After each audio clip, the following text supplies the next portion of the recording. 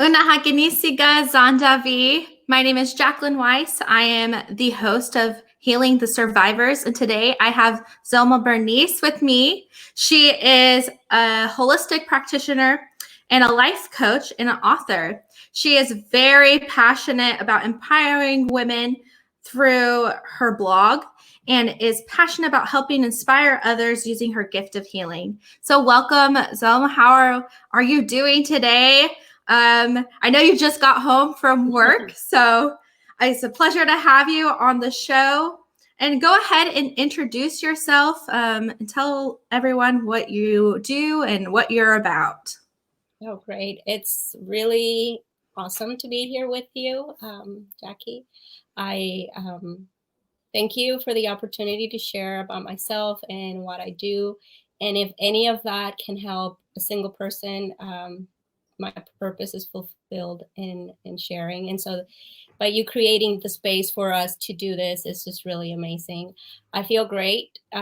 It's been quite a year for me just all together, and collectively I think we can all agree that it's been a lot going on, a lot to process, a lot to feel. And when you deal with certain things, then you add more on top. If you don't take care of the certain things, then it will just snowball after that. Right. So important to be here and have the good conversations and then the really hard conversations too sometimes. So my name's Zulma Berenice. I am originally from Mexico, but I've been in the States for a really long time. I have pretty much raised here since I was about 10 years old.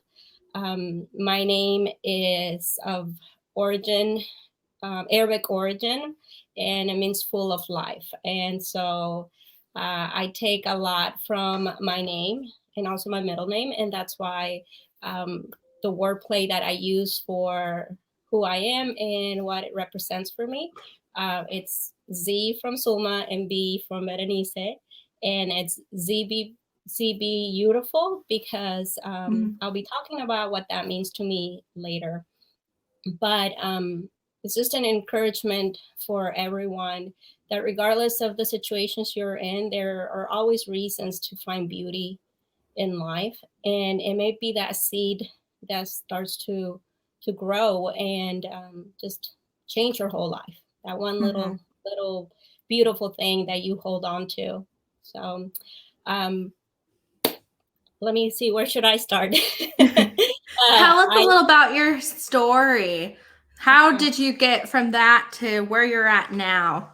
Okay, so in my 20s, as just about culturally, I can say every Latina girl dreams about getting married, having her kids and family and the fairy tale life, right? Happily ever after. So got married, had my first child very early on in the marriage, which I absolutely loved because being a mother was just one of my, top dreams. So, little by little, most of my 20s, I began to develop chronic pain issues and not really knowing at that moment why, and with what I know now, it had to do a lot of psychosomatic issues that were not being looked at because who teaches us about those things, right? Like we just don't know. So little by little, I started spiraling down to where even the day-to-day basic things were very difficult to do, which was very frustrating for me because one of the things that I always think about was like, I don't drink, I don't smoke, I, have a pretty just clean life to where, and then I would think about people my age in their 20s who are pretty much trashing their bodies and just doing, whatever, no consequences. And here I am raising a child, trying to be as healthy as I can be. And I couldn't wash my hair without being in intense pain, or washing the dishes or just the very, very basic things that we don't even think twice about doing on auto mode every day.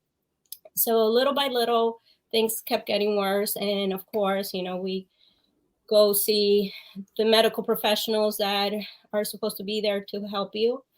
But of course, that's a whole nother story that we probably won't even go deep into today. But long story short on that aspect, it was until I was about 30 that I was diagnosed with lupus. And it was not here in the States, it was in Mexico. And so by then, I had educated myself enough to know that that was not the route that I wanted to go, that I was understanding the basic principles of what it means to be alive and what we actually need as organic beings to thrive, and proper nutrition, the proper medical care, obviously, because I'm not against allopathy. I believe that it has a place in all of our lives. I believe, mainstream medicine is important, and I would go to a hospital if I needed to. It's not about that. It's deeper than that. And so in learning all of this about myself and putting it into practice, that took me to wanting to go back to school and wanting to become even more educated in not just in the practical sense, not just because I found it and it worked, So I got certified as a life coach, and then that took me more into the wellness health route. And within my own journey, I also became aware of just this beautiful energy that we possess that we're also not taught about, that maybe we feel anxious about something, and that anxiety, we take it as something that's bad, but what if we see this anxiety as part of that energy that's our body trying to talk to us, let that emotion be felt, let that emotion do its job, and you communicate with it, and you work it out together. So I became more aware and more in touch with what it meant to be in pain, because for so long during my journey, there was improvement when I, for example, had a really clean diet, but the moment that I didn't have a clean diet, I'd be back on square zero, and I'd still be in pain because the root cause wasn't addressed. So it wasn't until I was diagnosed with lupus, and at the same time found the right alternative treatment for me, and also the right people that come at the right time. If we're ready, we'll be able to identify them. And that was really the beginning of the next 10 years for me, which I really consider, just the transformation stage for me, because from when I was born to 30, it was definitely a lot of just trying to survive, just trying to be who I needed to be, not really knowing who I was and what I wanted, because we all have those cultural expectations. We have all of that just in us automatically, and sometimes our environments don't, they just don't promote certain things, and little by little you realize that all of that is connected to your self-worth, your self-value, then that's connected to your emotions. Your emotions are connected to your body. So you have this, constant, well-oiled machine that's supposed to work together and properly all the time. But if if you don't use the right oil, or, the right anything that you need, it's just not going to work. And I learned very early on that during that time, essentially what I was doing is a form of suicide. And I know that sounds like really heavy and harsh, but I don't believe that all suicides happen just like they do, where they're very, very fast. They just happen. I do believe that a lot of us beings can fall into that, not taking proper care of ourselves, letting narcissism, for example, or the presence of narcissism in our body be the one thing that slowly robs us of life and joy and all the beautiful things that are there to just fulfill us as human beings. So there's just so many ways to die. And if we accept it, that's what we'll do. You know, that lupus, that fibromyalgia, that diabetes, whatever it may be, it's going to kill us. And it is not to say that something may not happen to me tomorrow, because I am an imperfect human being. You know, I have a physical body that could just, you know, one organ in my body be like, we're done. You know, but it's so much deeper than that, that while we are alive, that everything is important. You know, the way you eat, the way you think, everything. And so it wasn't until that, you know, clicked. And then that I said, well, I don't want to die, right? And I took responsibility for myself, where that responsibility says, okay, well, if you don't want to die, then you cannot portray yourself as a victim, or you cannot accept someone to victimize you. And all of those really hard things to accept. You know, it's not easy. I know I can say, you know, the way we think, it's going to have a lot to do with it, but I'm not going to be the one to tell you that, oh, it's a piece of cake. It is going to take hard work. It is going to take facing some really hard truths, you know, and part of going through the journey is to accept that, you know, and accept that it is a stepping stone. It's not the end. That if you pull through, there's something beautiful at the end of that, because there's always something beautiful. So, you know, that's how I got here. So around by my 30s, all of this was going on. I wouldn't be able to have this conversation with you 10 years ago, even though this process was happening, you know. I can see in retrospect and be like, wow, you know, I was doing that. I was doing the really hard work. I didn't know exactly where it was going to lead me, but I trusted myself enough by then to know that we have all of these beautiful things around us that are here to help us. And narcissism isn't a beautiful thing. It's actually a pretty ugly thing.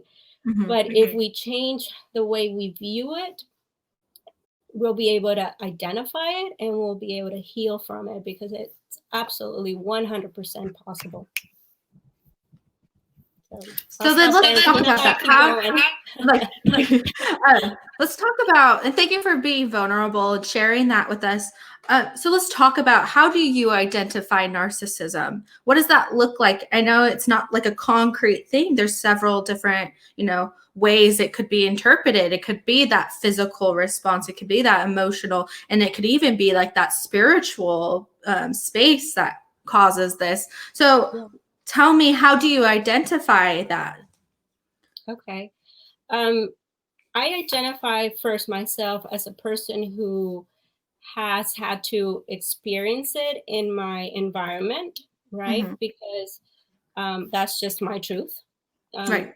And the other part of it is my very personal view about it. And in becoming a therapist, a holistic practitioner, a life coach, and, you know, these many other things that I do with energy medicine as well, it's almost having to find a place and being willing to be educated enough.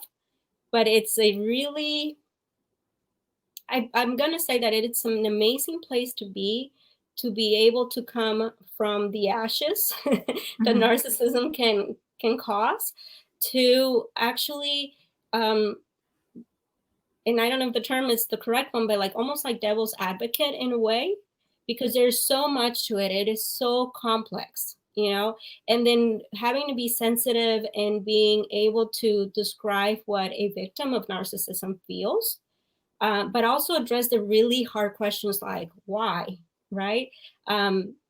Why did you end up in this relationship? And sometimes it's not romantic. Sometimes it could be relationships within family, you know. I mean, it's just there's so much to it. But why are you gaslighted? Why are you always being pulled back into these cycles. So those are the really hard truths that we have to talk about, and in no way, shape, or form excusing what a narcissistic being does, but at the same time giving a victim a place to stand and start gaining their voice, you know? So the way I view narcissism is that essentially at some point, all of us could be narcissistic, you know? So if we say, okay, I could be like that, but I do choose not to be like that, that means that other people could potentially choose to not be like that, right? But Right. that's their right. Their right is to be who they're going to be, and our right is to be who we're going to be based on our everything, experience, your past or now, or conditioning, name it, all of that. So to me, narcissism means that in order to heal the trauma that we acquire from being in a narcissistic environment, means that we need to examine ourselves, right? A lot of what happens to us, it's could be a reflection. You know, sometimes we could see someone act in a way and say, I really hate that. Like, I hate that attitude. I really don't like that. But then ask why, right? Like, don't just say, I don't like that. Ask yourself why. Is it because deep inside I have some, you know, unresolved trauma, some unresolved issues? Maybe I really dislike that, but I do know that I could be like that. Right? So maybe I am not talking about that person. I am talking about myself. Right. Right? Or maybe it will bring, you know, anything from, who knows, you know, a traumatic experience, or just something that triggers something, and it is because you are reminded of something awful you lived. So you have to be able to identify why you feel the way you feel, why, you know, you are attracting people with narcissistic characteristics. Why is it that you're gaslighted, you know? And at the bottom of the well, you will find that it is about you. And that's the beautiful thing about healing. No one can do it for us. It is our gift, it is our power, it is our responsibility. And the moment we stop blaming people around us, now it's not to say that, you know, you aren't justly justified to say what you did hurt me, right? Because, yeah. But then we say, okay, why did I let it hurt me, right? Why is this causing me to die slowly? Right. You know, that's the real question. Am I just settling in and accepting this as my truth so that I don't have to do the work? That's a really hard question. You know, there was a point in my journey where, like I said, the right people come to you, and if you're ready, not gonna say it doesn't hurt. I'm not gonna say that. You know, I've had some hard truths told to me, and it felt like, I always say, it felt like a kick in my liver. I felt like a kick in my stomach. And I got angry, and I was like, well, you know, I didn't say this because I do tend, even now, you know, I do tend to just take a minute to respond, but I still remember that, you know, that anger kind of just like bubbling up, and then I'm already in a bad place because of, you know, why this person had to say this. I'm already not in a good place. And then you come here and you tell me, you know, like, and I always say it because it really was a turning point for me. Now, it doesn't apply to everyone, but for me, it was to have who now is my mentor at that point say to me, you're sick because you want to be. You know, I had lived in chronic pain for the better part of my 20s. I was just getting better from all of that. But my habits, basically, you know, and the environment around me was trying to pull me back. Yeah. And so I was still responding to that. And thankfully, they were a witness to that. And then to feel empowered enough and with enough trust to say, you're doing this to yourself. Do you realize that you're in the situation you're in because no 20-year-old should be in that much pain? You know, no 20-year-old should feel like an 80-year-old. Can you not see this?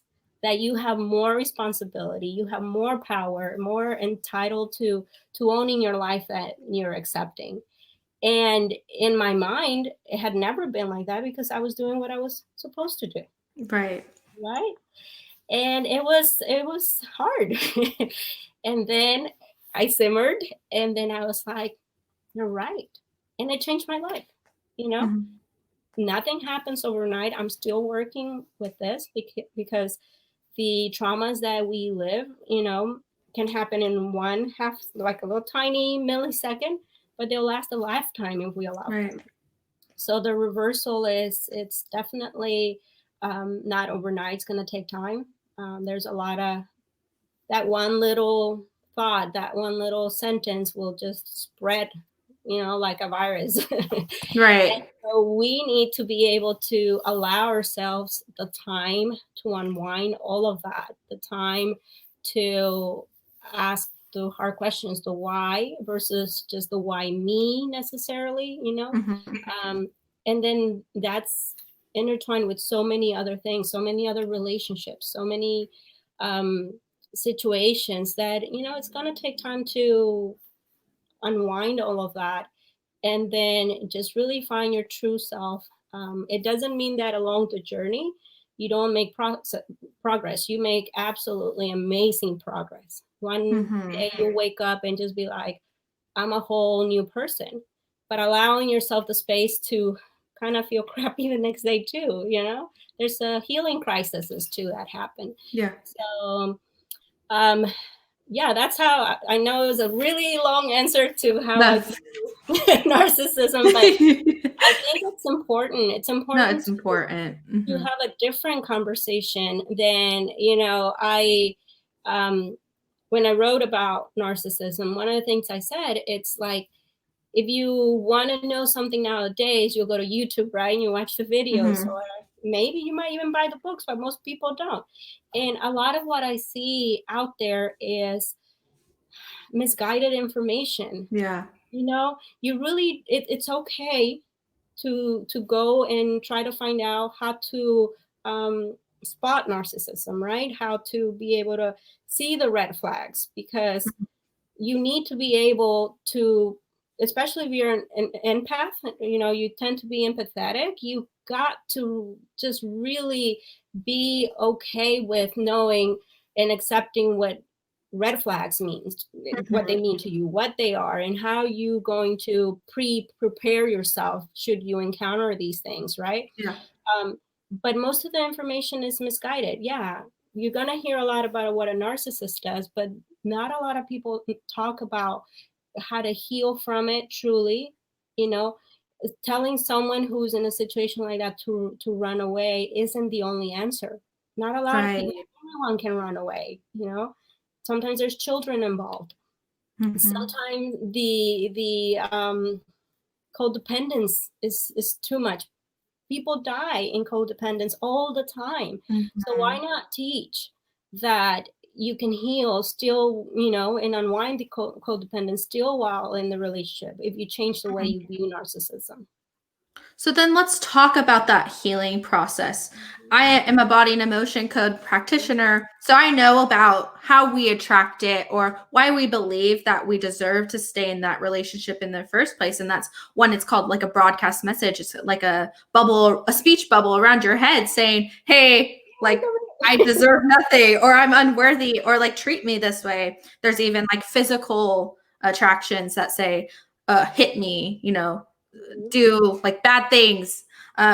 And that could be even inherited. Like it goes back, it could go generations. Like I inherited like sexual abuse from 10 generations on my mom's side of the family. And it wasn't until I started my own healing journey that I said, no, this is enough. I'm not going to pass this down to my daughter. I'm done. Like, let's heal everyone. So in this process, how do we heal from it? What are the steps you took? Is it like, what did that look like for you? I think for me, what it looked like was not believing what I was hearing that I couldn't do. because that was part of my process. That was part of my healing. And some of it was conditioned, some of it was myself, and again, because of what you mentioned, we inherit things we don't even know about. When we talk about DNA and genetics, we are only mostly thinking about the actual physical, tangible stuff that can be seen under a microscope. But we're so much more than that. And, as a energy wellness practitioner as well, and understanding just the basic concept of what an atom does. We don't need to be physicists. We don't need to be biochemistry, anything. I love it all, but I couldn't teach about it. But it's enough to know that we're energy, we're neutrons, protons, and all that good stuff, and without it, we'd be nothing. So if we don't talk about the fact that we are 100% energy that's manifested in this physical form, then we will never talk about the true issues of the mind and the body, and even the spiritual ones. We're not understanding this basic truth that I believe in a creator. So I believe, my energy comes from him. But regardless of what you believe, it is a fact that we're energy, right? And when we talk about DNA and all that stuff, we're thinking like, okay, so you were able to look at this in a microscope. But when we are talking about energy and the energy that's passed down from generations, and when there are things about ourselves we do not understand, that is why, sometimes we even hear family members say, oh, so-and-so looks just like the great-grandfather, or sometimes they won't even talk about it physically. They'll talk about the mannerisms, That's what it means. It's not anything crazy out there, anything like that. It just means that there's absolutely no way for us not to inherit certain emotions, certain patterns of behaviors, things from our ancestors. And until we talk about that and find a way to heal from it, then again, these cycles will, are going to keep repeating. So for me, that meant understanding a lot of things about myself, about my family. And it's a process, nothing's going to happen overnight. But, in talking about that, it's important to mention that empath, or people with high sensitive, empathetic ability, will be the ones to attract individuals who then are more on the narcissism spectrum, because of that, attraction that exists between an empathetic person who just wants to take care of everyone, especially the broken ones, and will have the bubble over our heads trying to just do all of that. So for me, that meant understanding why, my why, it is imperial for my existence and to feel fulfilled to help others. But I can't help others if I'm just giving them the fish and the bread, right? Right. I need to teach them how to fish and how to make the bread. Yeah. So understanding that gift, because it is a gift, understanding that I will wear out, that I will give so much of myself, like I've already experienced, that I will be ashes, and ashes, you can't do anything with them. So for me, it meant understanding even the things that I didn't understand at the time, but allowing me the gift of time, to grow into who I am to become, to be who I'm supposed to be, and not just fall into the you can't do this because, or especially if it comes from a narcissistic point of view, in a relationship. That's a hard conversation to have, because there are things that, that's what a woman is supposed to do, or a mother, versus you don't get to do that because I say so kind of thing, So for me, it meant saying, well, I understand that, but I have my wants, I have my desires, I have my rights, I have my needs, and saying, and it's okay for me to do that. Right. Whether it's accepted or not, it is okay for me to do that. And taking that power back was very important. Having a voice, taking power back doesn't happen overnight. Might not always be understood, but then, like I said from the very beginning, going inward for your intentions, your motives. Mine would definitely be breaking cycles. We have, as an empath, as empathetic beings, we have a responsibility that when we realize just how powerful that is, we have such a beautiful gift and such a beautiful responsibility to break cycles for ourselves, for our children, to teach them that some behaviors are just unacceptable. And that in order to find true happiness and find true spirituality, you have to understand the reasons why. And for me, it goes back to having a loving God, who didn't want any of this for us. Right. But yet we're living it, and he still, is showing us how to do it if we just listen. And unfortunately, not everyone's going to listen. So then what do we have to do?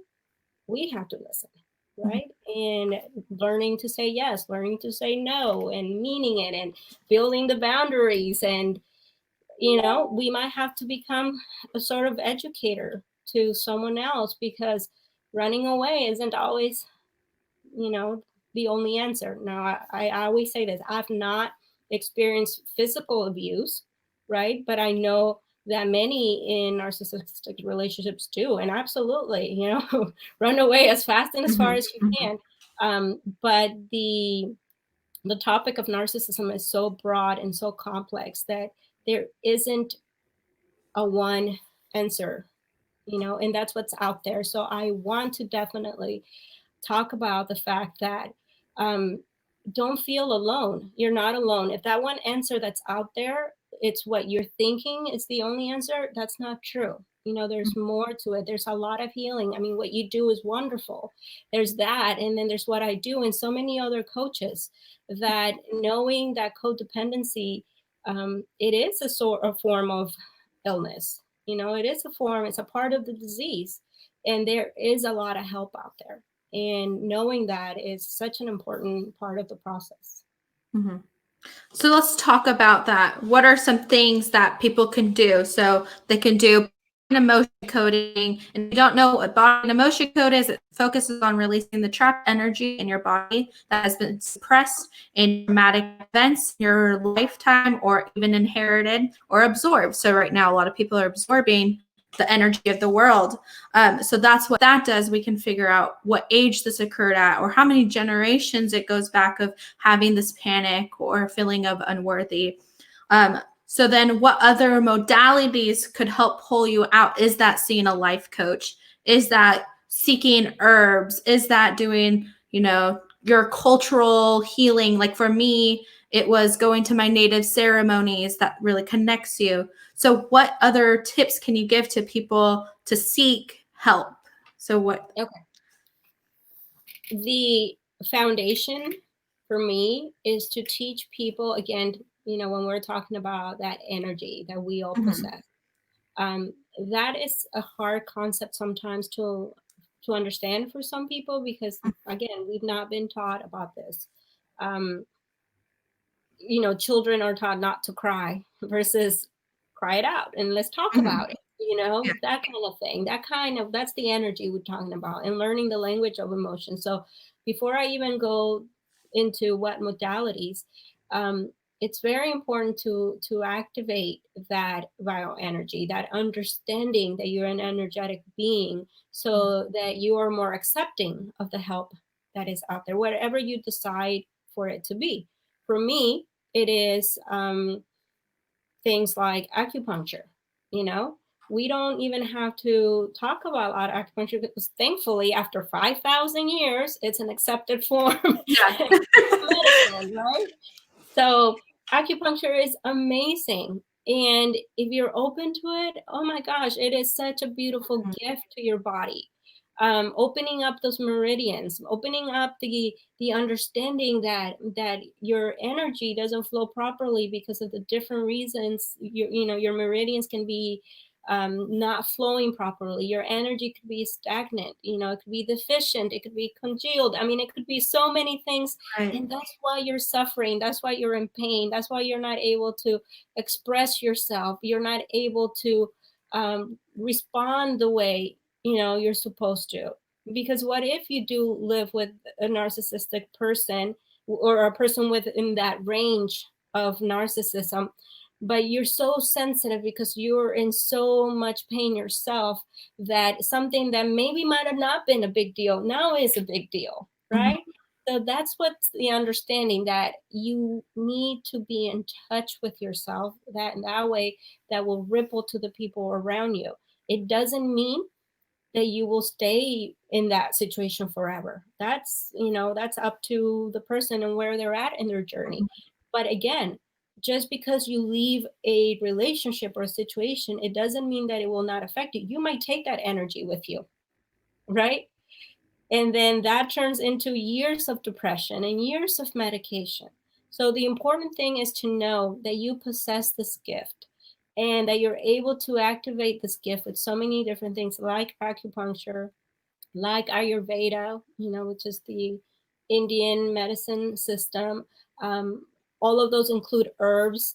And in understanding the basic principle of us being energy, then we talk about the fact that everything we are, everything we eat, everything we think, it's a vibration, it's a frequency.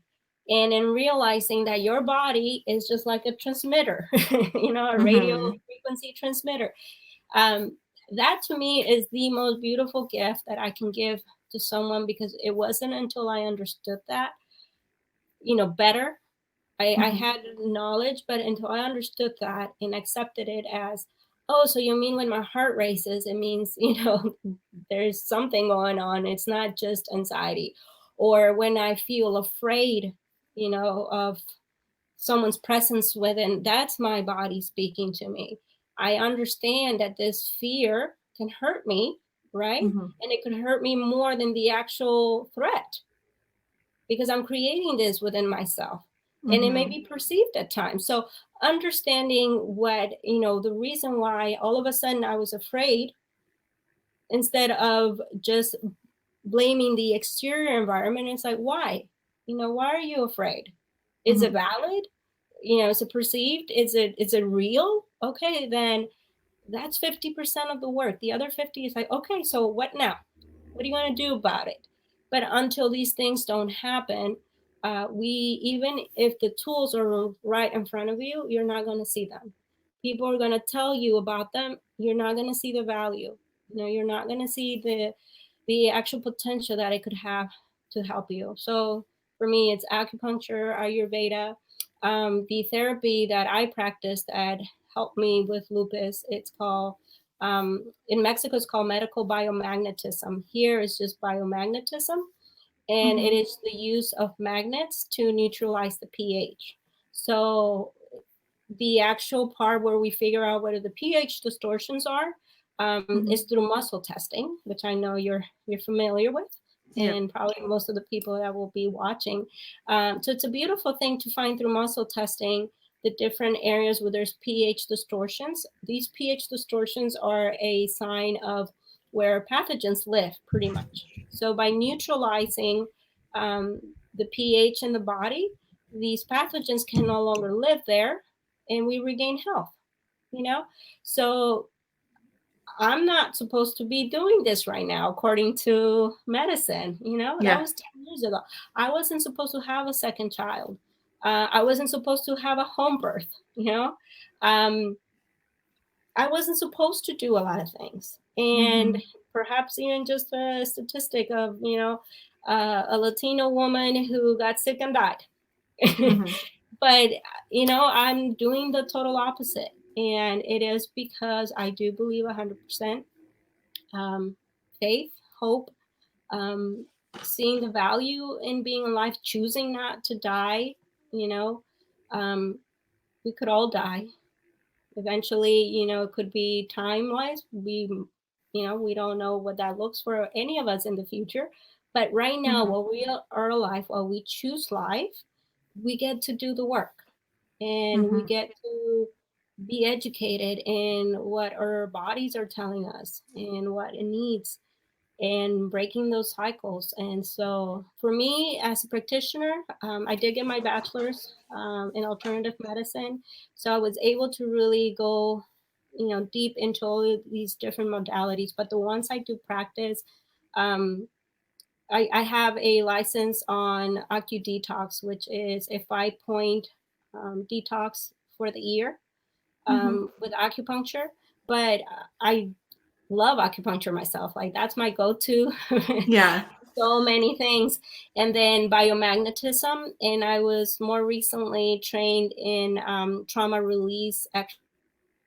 And I really do love that. I incorporate all of these beautiful things into not just the education part of,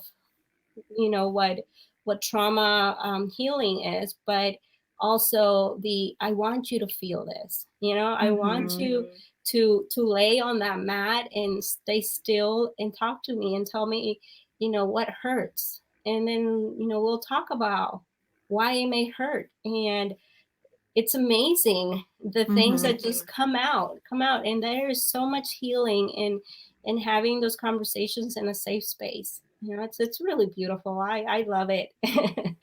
I heal myself, and in the process, I don't necessarily believe I heal other people, but I do facilitate the learning for them to take that home with you, with them or with the person with me. I want everyone to develop this ability and then pass it on. Yeah. That's extremely important. I understand that. Like, it's not just us who need to heal. We have to heal to help other people, give them those resources or even help them along their journey. And like, we're not all supposed to just be by ourselves and, on our own journey, not looking at what everyone else is like facing. Because if we're experiencing it, that means there's other people experiencing it. Yeah. And we can share our stories to help empower them. Hey, this is like what I did. This is the modalities that I use to help heal myself. You can do it too if you're willing to do the work, right? Mm-hmm. So thank you so much for being on. I'm like, we're not even at the meat of this, so we'll definitely have to do this again. So where can people follow you? I know you have a blog, so go ahead and share that with everyone. Okay. The blog is more attached to my social media platforms, where I do a lot more of like life coaching, influencing type of thing. But for my other, I say that I have departments. Yeah. So for more of my holistic practitioner, can reach me out at completeholistichealth.com. Or I don't know, are you able to list my Facebook? Yeah, I'll put it in the comments. Okay. Facebook is probably the fastest way to reach me. And we can definitely list any other way that, they could reach out. And I'm always available for anyone that has a question or might want to work with me, whatever. I'm here. So, yeah. Thank you so much. Is there anything else you would like to leave everyone who's watching with? Goodness. I had the opportunity to give a TEDx talk last year in November. And even though it was in a very different topic, it was still about bioenergy and more in the medical world and how they handle disease. But at the end, there was something I wanted to say, and I didn't say it, so I will say it here, because this platform is just as important as TEDx or anything. I was talking about my father at the time and a health challenge that he was going through. And at the end, I just wanted to say that at the end of the day, when we choose to live and we choose to live life the way it's supposed to be, nothing matters. We are all the same. We bleed the same. We need the same kind of food to survive. We hurt the same. Nobody's hurt is bigger than others. Pain is pain. Trauma is trauma. So we're all in this together. None of us are any different when it comes to suffering. So we just need to be there for each other and share, just like we're doing right now, the things that make a difference. That's it. Thank you so much. So powerful. Like, oh, I'm going to cry. So if you guys are catching the replay, go ahead and comment #replay so we can interact with you. And if you have any questions, go ahead and comment below and we'll make sure we're able to help you with anything that you have going on in your life. So reach out to us. And thank you guys. I hope you have a wonderful rest of your day.